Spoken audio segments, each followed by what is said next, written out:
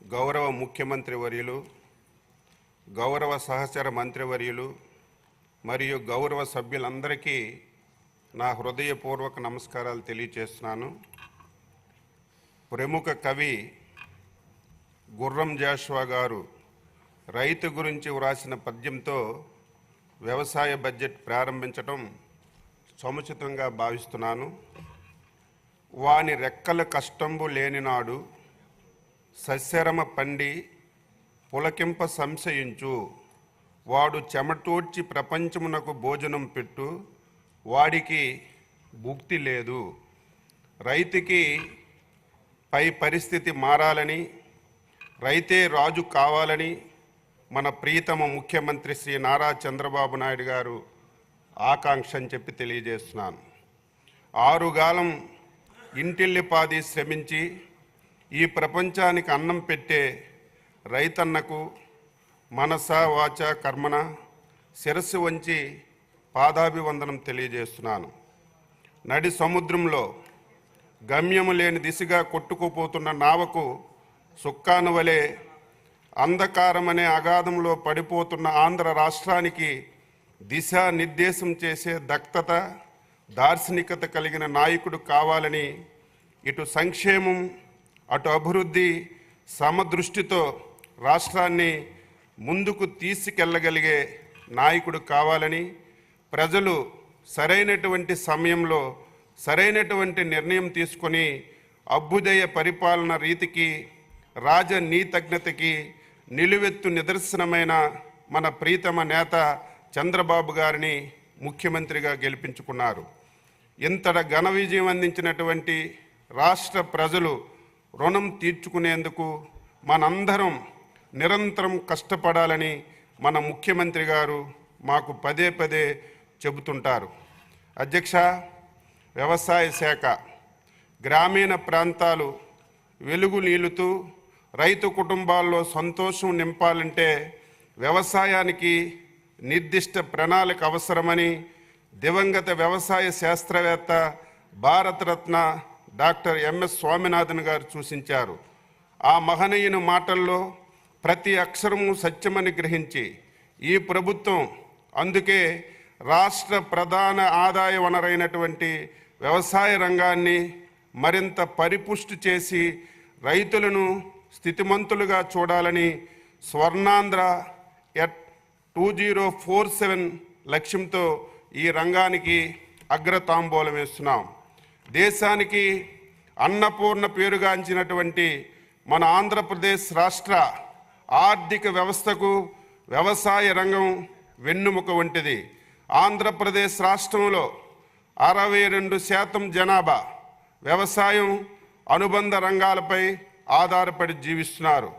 గడిచినటువంటి 5 ఏళ్ల కాలంలో పంటల సాగుకి ప్రాణాధారమైనటువంటి భూసార పరీక్షలను చేయడంలో విమర్శించారు.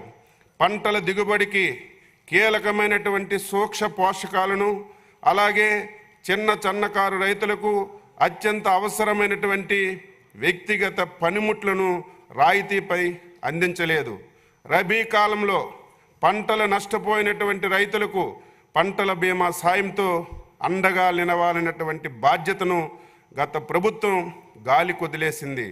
అంతేకాకుండా గత సంవత్సరంలో కరువు పీడిత ప్రాంతాలకు పంటల బీమా అందించాలని విచక్షణ కూడా మర్చిపోయారు. మన సంకీర్ణ ప్రభుత్వం అధికారంలోకి వచ్చినటువంటి 100 రోజుల్లో రైతు అభ్యున్నతే ప్రధాన లక్ష్యంగా భావించి వ్యవసాయ శాఖకు సంబంధించి భూసార పరీక్షా పత్రాలు జారీ, పొలం పిలుస్తుంది, డిజిటల్ వ్యవసాయంలో భాగంగా ఫార్మర్స్ రిజిస్ట్రీ ఏర్పాటుకు చర్యలు, పంట సాగులో డ్రోన్ వినియోగంపై అవగాహన మరియు శిక్షణ, కౌలు రైతులకు గుర్తింపు కార్డులు పంపిణీ చేశాం. ఆగస్టు సెప్టెంబర్ నెలలో రాష్ట్రాన్ని కుదిపేసినటువంటి వరదల్లో పంట నష్టపోయినటువంటి రైతులకు పెట్టుబడి రాయితీ సహాయాన్ని పెంచడమే కాకుండా నెల రోజుల్లోనే బాధిత రైతులందరికీ నేరుగా సొమ్ము అందించడానికి కంటి మీద కునుకు లేకుండా శ్రమించి అండగా నిలిచారు మన ముఖ్యమంత్రి గారు.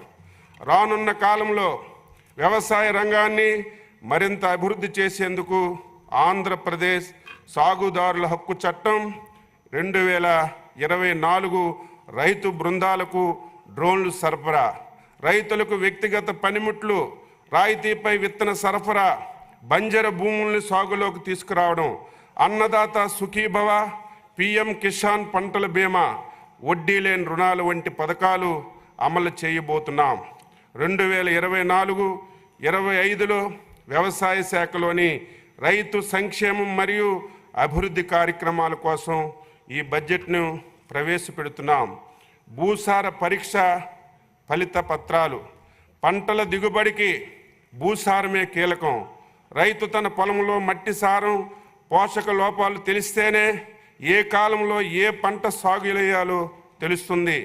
ఇలా మట్టి నమూనాలను విశ్లేషించి ఆ మట్టిలో పోషక లోపాలను తెలియజేసి మంచి దిగుబడి సాధించడానికి తీసుకోవలసినటువంటి చర్యలను ఈ భూసార పరీక్ష ఫలిత పత్రాల ద్వారా సూచిస్తాయి. వీటికి ప్రాధాన్యతను గుర్తెరిగి తిరిగి మళ్ళీ ఈ సంవత్సరం యుద్ధ ప్రాతిపదికన ఎస్హెచ్ఈలు పంపిణీ చేయడానికి రాష్ట్ర ప్రభుత్వం విధానపరమైనటువంటి నిర్ణయం తీసుకుందని చెప్పి తెలియజేస్తున్నాను. 2024-25 4.5 లక్షల మట్టి నమూనాలు విశ్లేషణకు 18.35 కోట్ల లక్ష్యంగా ఇప్పటి వరకు 4.15 లక్షల నమూనాలు సేకరించాం. 1.21 లక్షల నమూనాలు విశ్లేషించి 79,000 మట్టి నమూనాలకు ఎస్హెచ్సి జారీ చేశాం.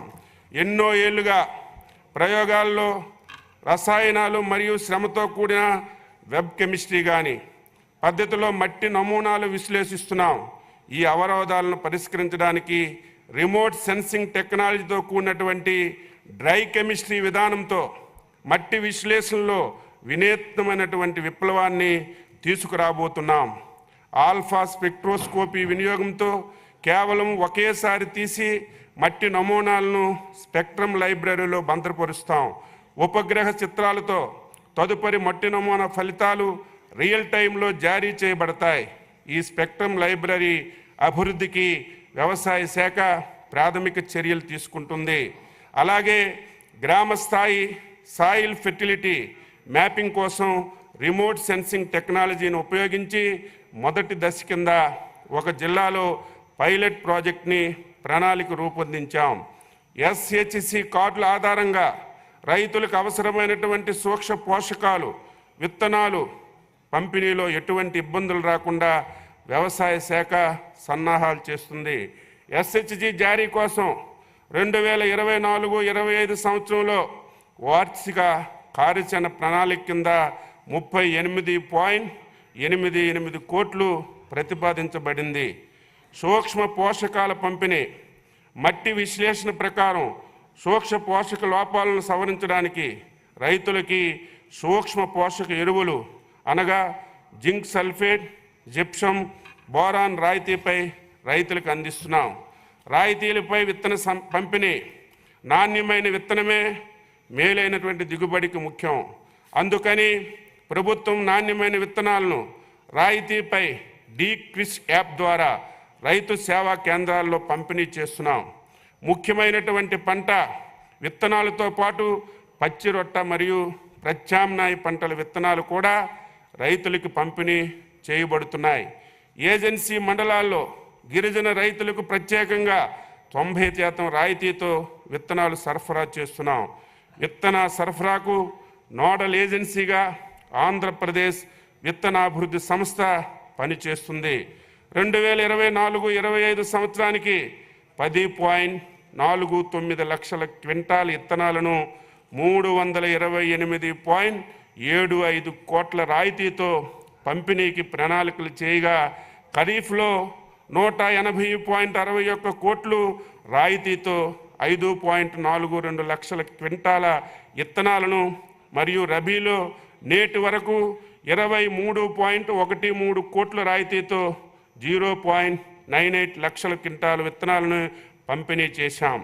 2024 ఖరీఫ్లో ప్రకృతి వైపరీత్యాల వల్ల నష్టపోయినటువంటి పంటలకు ప్రత్యామ్నాయ విత్తనాలకు 24 కోట్ల రాయితీతో 0.51 లక్షల క్వింటాలు రైతులకు అందించాం. 2024-25 సంవత్సరానికి రాయితీ విత్తనాల పంపిణీకి 240 కోట్ల రూపాయలు ఈ బడ్జెట్లో మేము ప్రతిపాదించాం. ఎరువుల సరఫరా మన ప్రభుత్వం ప్రాథమిక వ్యవసాయ పరపతి సంఘాలకు ప్రాధాన్యమిచ్చి వాటి ద్వారా ఎరువులు పంపిణీ చేయాలని విధానపరమైనటువంటి నిర్ణయం తీసుకున్నాం. 2024 ఖరీఫ్లో రాష్ట్రానికి 15.8 కేంద్రాలు మొత్తం 4.9 లక్షల మెట్రిక్ టన్నుల స్టాకు అందుబాటులో ఉంచి 3.45 లక్షల మెట్రిక్ టన్నుల ఎరువులు రైతులకి సరఫరా చేశాం. 2024-25 సంవత్సరానికి ఎరువులు బఫర్ స్టాక్ నిర్వహణ గురించి 40 కోట్లు బడ్జెట్లో ప్రతిపాదించాం. పొలం పిలుస్తుంది, సామాజిక జీవన సౌందర్యానికి ఖరీదు కట్టే షరాబు లేడోయ్ అన్న శ్రీశ్రీ గారి వాక్యాన్ని మనసులో పెట్టుకొని రైతు శ్రమను గుర్తించి పంటల సాగులో అధునాతిక సాంకేతికతను అన్నదాతలకు చేరువ చేయాలని ప్రోత్సహిస్తున్నాం. వ్యవసాయాన్ని లాభసాటిగా మార్చేందుకు తలపెట్టిన బృహత్తర కార్యక్రమమే పొలం పిలుస్తుంది. ప్రతి మంగళవారం, బుధవారం 2 రోజులు వ్యవసాయం అనుబంధ శాఖ అధికారులు, శాస్త్రవేత్తలు, ప్రజాప్రతినిధులు పొలం బాట పడతారు. రైతులకు అధునాతిక వ్యవసాయ సాంకేతిక సమాచార పరిజ్ఞానాన్ని చేరువ చేయడం, వ్యవసాయ అనుబంధ శాఖల పథకాలపై అవగాహన కల్పించడం, క్షేత్ర సమస్యలు తక్షణ పరిష్కారం చూపడం, ఎక్కువ నికర ఆదాయం దిశగా రైతుల్ని ప్రోత్సహించడం ఈ కార్యక్రమం యొక్క ముఖ్య ఉద్దేశం. ఈ కార్యక్రమాన్ని ఖరీఫ్లో 4 నెలలు, రబీ కాలంలో 4 నెలలు ఈ కార్యక్రమాన్ని నిర్వహిస్తాం. ప్రస్తుతం వ్యవసాయ రంగంలో వస్తున్నటువంటి ఆధునిక సాంకేతిక సమాచార పరిజ్ఞానంతో పంటలు పండించడం అనగా వ్యవసాయంలో డ్రోన్లు మరియు వాటి ఉపయోగాలు, సాంకేతిక applications, CLSN, PDSS, crop life system, pest disease surveillance system, NPSS, national pest surveillance సిస్టంపై అవగాహన ఈ ప్రోగ్రాంలో కల్పిస్తున్నాం. అంతేకాకుండా వ్యవసాయ శాఖ ద్వారా రైతుల కోసం అమలు చేస్తున్నటువంటి GAP, పొలంబడి, భూసార పరీక్ష, రాయితీపై విత్తనాల సరఫరా, గ్రామ స్థాయిలో విత్తనోత్పత్తి, వ్యవసాయ యాంత్రీకరణ, ప్రకృతి వ్యవసాయం వంటి శాస్త్రీయ అంశాలపై ఈ చర్చిస్తున్నాం. క్షేత్రస్థాయి సందర్శనల సమయంలో పంటలకు సంబంధించినటువంటి సమస్యలను విశ్లేషించి శాస్త్రవేత్తల ద్వారా రైతులకు సాధ్యమైన పరిష్కారాలను అందించడంతో పాటు గ్రామ సభలో రైతు సమస్యలపై చర్చించి తదనుగుణంగా అవసరమైన చర్యలు తీసుకుంటున్నారు. సమస్యలు, ఫిర్యాదులను ఆయా శాఖల ద్వారా పరిష్కరించలేకుంటే వాటిని ఆయా శాఖల రాష్ట్ర స్థాయి ఉన్నతాధికారులకు పంపించడం జరుగుతుంది. 2024-25 సంవత్సరంలో పొలం పిలుస్తుంది కార్యక్రమం అమలు కోసం 11.31 కోట్లు RKVY పథకం నుంచి బడ్జెట్కి కేటాయించడం జరిగింది.